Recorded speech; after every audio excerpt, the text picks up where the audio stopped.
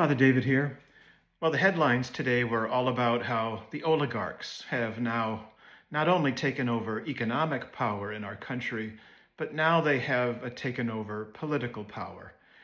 And what's important to remember is that Christianity, in its essence, is the original communism.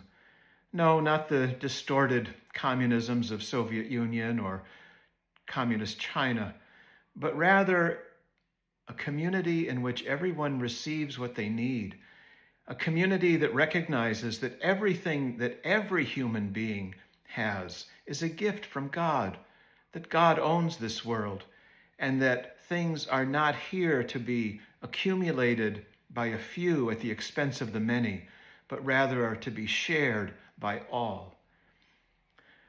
I think we're in for some very challenging times. We're going to be in for times when the poor continue to get poorer, those on the margins and the working class are going to continue to suffer, and only the ridiculously rich are going to thrive.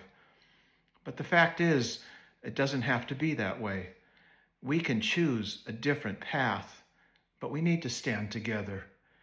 The oligarchs are very good about dividing us from one another, throwing in cultural red meat that tends to set us against one another.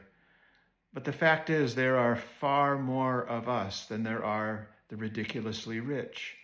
And if we start to gather together and recognize our common interests, we can restructure our society so that it serves more of us.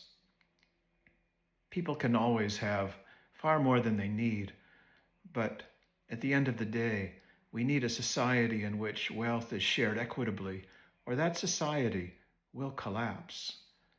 God bless you all.